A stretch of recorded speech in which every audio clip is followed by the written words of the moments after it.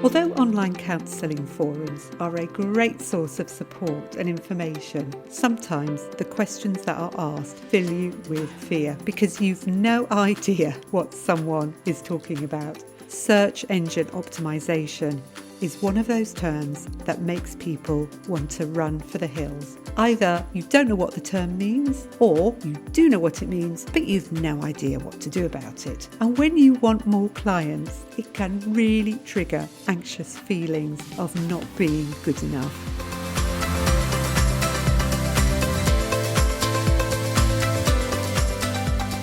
Welcome to the Good Enough Counsellors podcast. I'm Josephine Hughes, and today I'm going to help you with something that sounds really scary.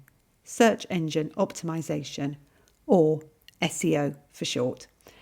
We're going to take a look at it from a practical point of view, but also discuss why it isn't the be-all and end-all of your private practice marketing. So if you're someone for whom anything technical sounds really scary, hang on in there. I know, and I'm with you. We can do this. Now, I'm going to start the episode with a little bit of a mum boast. And this is that my eldest daughter is a real geek. And I think when you don't really understand what someone does, you tend to find something that sounds amazing. In actual fact, it's probably something that's really small. But for me, I just thought this was incredible that at one point she had every website in the world listed on her computer. It was a piece of work she was doing to do with the backbone of the internet. But actually, that probably isn't very impressive. But another thing that she used to do is she worked for a company that had robots, and the robots would crawl around company websites to check whether or not their sales were working properly. So the robots would find a particular online shop and they'd crawl around their shop and they'd test a few things out. And my daughter said every now and then some parcel would arrive at the company headquarters and it would be something that one of these bots had ordered just to test whether a company website was working properly. And if you think about it, think about those little bots that are going around the internet and they're searching around and they're seeing if they can make things work, which is what my daughter was working on. Well, search engine optimization is a bit like that. It's thinking about there's all these little robots that are crawling around the internet and they're sent out by places like Google, because what Google wants to do is it wants to index the whole of the internet to make it nice and easy for you to find things. But obviously, with thousands and thousands and thousands, well, probably billions of pages on the internet, they somehow have to sort out what's the most important thing. How do they go about making sure that what you get is really relevant to your search? So that's what Google's doing. And then on the other side of the equation are people like us who are wanting our clients to be able to find us easily. So what we need to do is we need to optimize our website for those search engines like Google.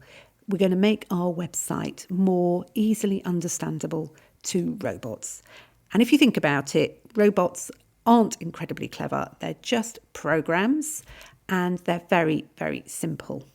So we have to make things very easy for them on our websites in order for them to understand what we're doing and what we're about. So what we're going to do is I'm going to give you a few tips that will help you with some basic search engine optimization. But also, I think it's really, really important to bear something else in mind, and we'll move on to talk about this in a little bit. And that is that SEO isn't the be-all and end-all of your marketing. So if you're somebody for whom this sounds complete gobbledygook, or you haven't got a website yet, just hold on, listen to the first section, but also hold on to listen to some more information that I've got that will help you even if you aren't at the stage where you're engaged in search engine optimization, because there's other aspects of our marketing that are really important too. So search engine optimization is a really useful thing to put in place on our websites because it helps people to find us easily. And although I think many of us as therapists are thinking, things will be slowing down for Christmas, What I'd really like to remind you of is that people will be looking for therapy at the moment because Christmas can be a time of high anxiety for people. They may be facing having to go home for Christmas and they don't really want to. There might be awkward family dynamics, or they seem to be surrounded by people who are enjoying the festive season and for some reason they don't feel a part of it. It might be due to grief, or it may be due to cultural influences. So there's lots of reasons why people may not be feeling in a very festive mood at the moment. And I think it's really important for us to be making ourselves as available to people as possible so that they can find us at this time of year. And search engine optimization is something that can help you get found online. And it particularly applies to when you have a website. So what I'm going to do now is I'm going to run through some SEO basics just to help you put things in place and make sure that you're making the most of the work that you've already put in on your website. So let's have a quick run through of things that you can think about to help those little robots from Google find you more easily. So the first thing I wanted to talk about is your URL. This is your domain name. So, for example, my domain name is josephinehughes.com. And if you haven't actually chosen your domain name yet, it might be worth thinking about choosing a name that has your name and what you do in it, because that makes it very, very clear. So if I was setting up a new domain for my counselling, I could say Josephine Hughes Counselling. Having something in your domain name that makes it really clear what you do can help people to find you more easily, because people will be looking for those sorts of words. And the other place where your URL works really well. So your URL is the title. So it's the title of your overall website, but also each page has a title as well. And when people go to a particular page, if you've got a tab open, you can see what people's pages are. So I've just published a blog post on making your therapy directory profile irresistible. And I've made sure that that is in the title. So when the tab is open, you can just hover over it and it'll say how to make your therapy directory profile irresistible. And that helps Google when it's searching. So if someone was to put in therapy profile or therapist directory profile, it would make it more easy for Google to find, because I've made it very clear that that's what the page is about. So think about what you are calling your pages, and when you're building your website, you can make sure that that's included. If you're getting someone else to build your website, it's really helpful to talk with them about the sorts of keywords that might be really useful for the people who are going to be looking for your therapy service. So let's talk a little bit about keywords. Keywords are really important, and you can have both keywords and key phrases. So what happens is that websites are ranked. What can help you rank more highly is if you use the keywords that people are searching. And there's both commercial keyword searching programs available, plus some free ones as well. Now, one of the things that I do that can really help me is when I'm doing searches on Google, quite often you can just put a natural language search in, and then if you scroll down the page, you'll see Google say other people search for, and it will list the other searches that people are doing. And that can give you an idea as to what people are looking for and what keywords you can use. So using the correct keywords, using the best keywords that you can think of that apply to you and what you're doing, can really help to improve the ranking of your website. When I first started blogging, I made the mistake of doing headings just by bolding them and underlining them. And then when I spoke to my web designer, she said, hang on a minute, that's not quite how you do it. And if you look on your website, you can actually set your titles and your subtitles as heading 1, heading 2, heading 3. And that's really important to do. Remember what I said about the web crawlers are little robots. They don't think for themselves. So you need to make it really obvious to them about what's important on your website.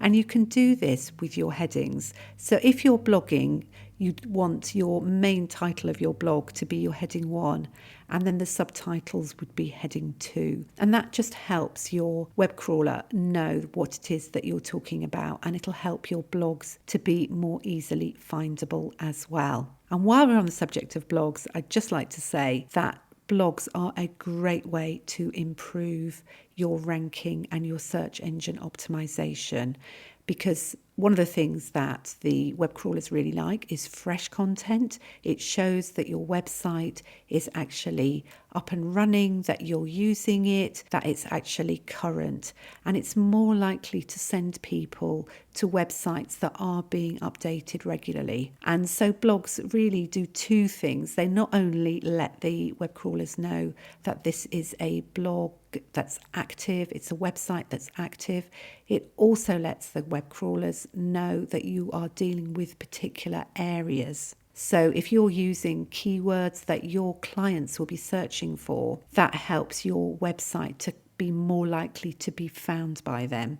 So blogs are a really useful way of showing the web crawlers that your website is worth ranking. And the other aspect of that, she adds, is that if you're very authoritative in terms of what you write about, so if you really know your stuff, which you do because you're a therapist and you've spent time learning this stuff and you've got quite a lot of experience and you've worked with clients and you do understand what clients need to hear about, you can speak with your authority, with your knowledge, and that helps the web crawlers to know as well that this is a reputable site.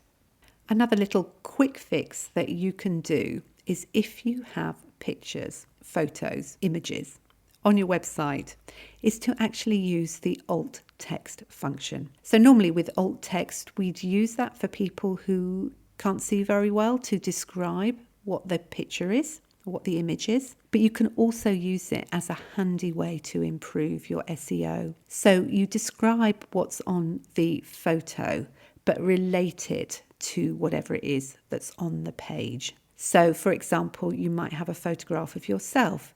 So the alt text would be, for example, Josephine Hughes, counsellor, working in Southend-on-Sea in Essex.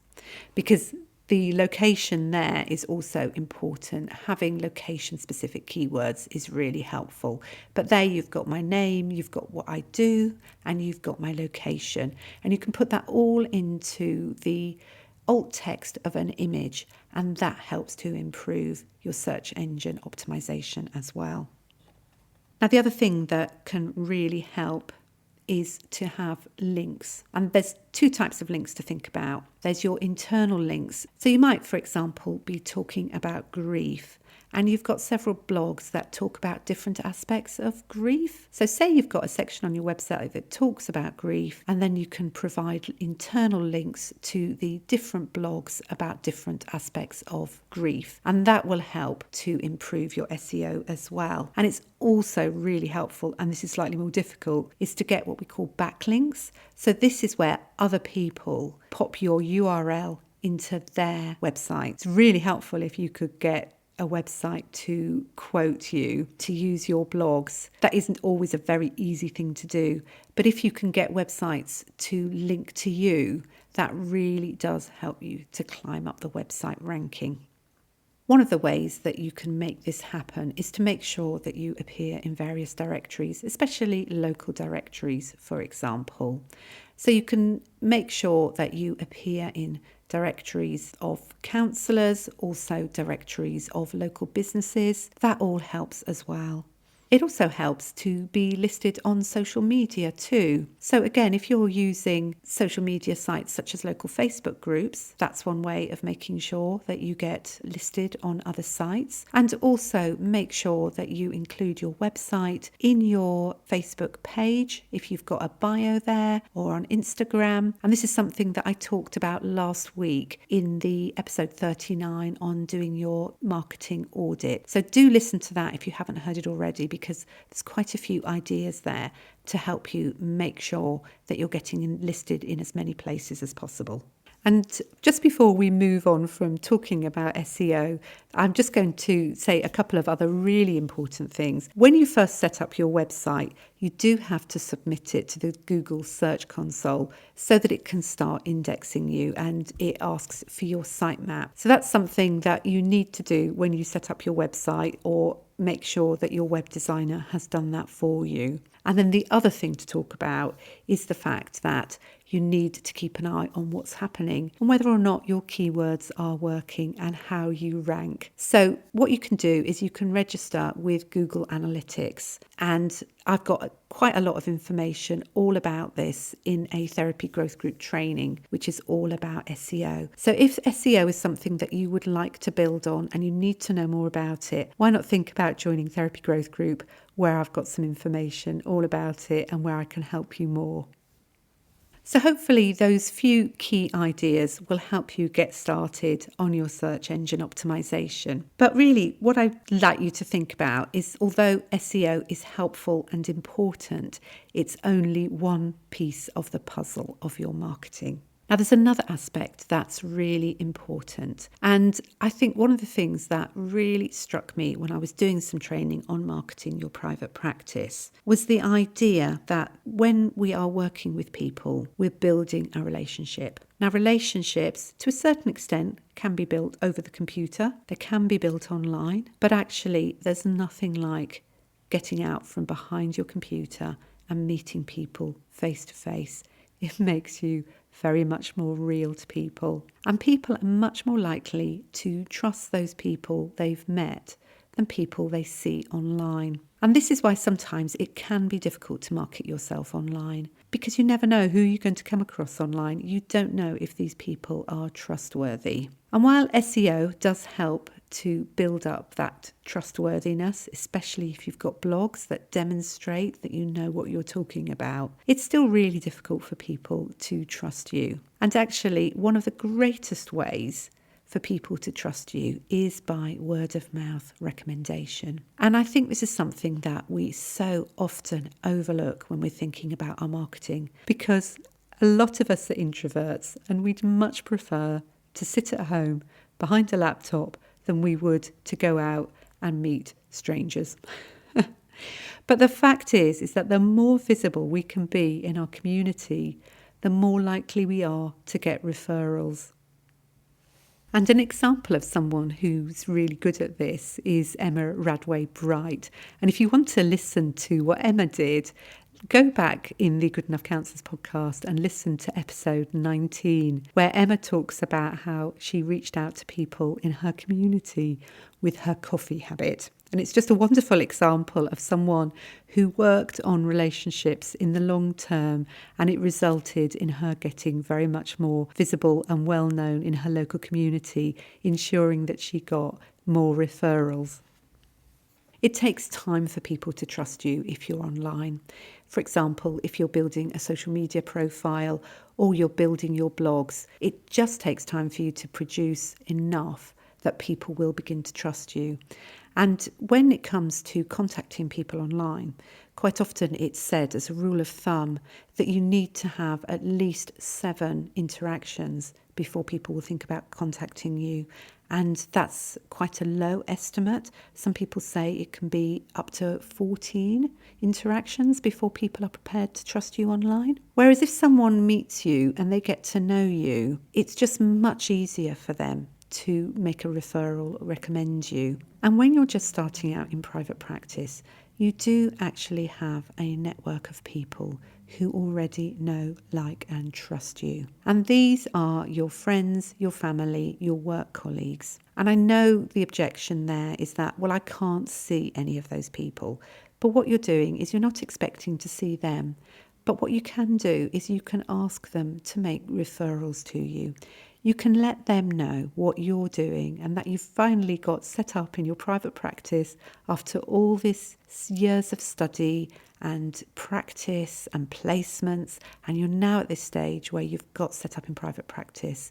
It's really exciting, and you would love it if anybody knows of anyone who's looking for counselling at the moment, if they could take your details and pass your details on. That's one way in which you can get referrals, especially when you're just starting out. But there's lots of other ways that you can get known in your community too. Now, I know that for those of you who feel introvert, the thought of going into a room full of strangers can feel really scary. So it's thinking about, what would I feel comfortable doing? And that might be reaching out initially to other therapists in your area, seeing if there's anybody locally who's also a therapist, finding people who perhaps would be interested in having a chat with you just to find out how their practice is going, how your practice is going, and see if you can set up mutual referrals.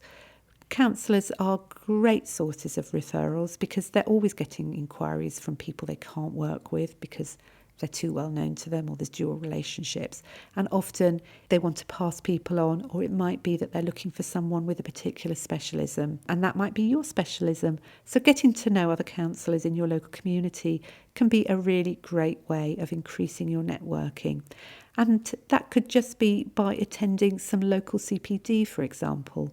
Even if you work online, think about people locally, because a lot of recommendations do come by word of mouth, and it's much easier to recommend someone who you've actually met than it is somebody who you've just heard about online. One of the questions that often comes up is, how can I get my local GP to recommend me? And always, when this question comes up in Facebook groups, the answer is GPs aren't allowed to refer to private practitioners. But you'll always find someone who also says, I get referrals from my local GP. So how do you make that happen? And often it's by knowing people, by having connections within your community, and just chatting to people and letting them know what you're doing.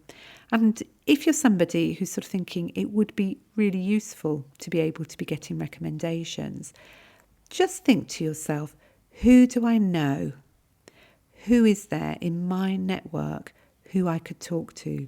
Or is there anyone in my network who might be able to connect me with someone who works in the health service locally? And quite often, utilising those word of mouth networks can be a great way for people to get to know you so that they feel more comfortable in recommending you. It's very difficult to recommend someone who you don't know, so it's really helpful for you to make those connections. And this is why search engine optimization isn't the be-all and end-all of marketing. Because for people who make recommendations, they really want to recommend people that they know, who are trustworthy. So have a think about your network. Who do you know? Who could you talk to? And I know it's a really scary thing to do, to reach out to people. But often a really good way to reach out and talk to people is to say, I've set up in a counselling practice and I'd just be really interested to hear, what sort of problems do you come across as a doctor, or what sort of problems do you come across as a teacher? What issues are going on in the community for you? Is there anything you think I could do to help people? What are the main things that are coming up? What do you think's needed? And when you put it like that, it's not that you're saying, hey, will you recommend me, please? You're actually engaging in conversation, and the feedback could be really, really helpful to you. So often you could just say, would it be possible for us to have a short conversation? It'll take about 15 minutes. I just want to find out a bit more about the local community and what's going on for people. And one thing might lead to another. And by being there, by showing that you're interested, that helps to pave the way for people to think, oh yeah, I met a counsellor the other day. They seemed really switched on. I think I could probably recommend them.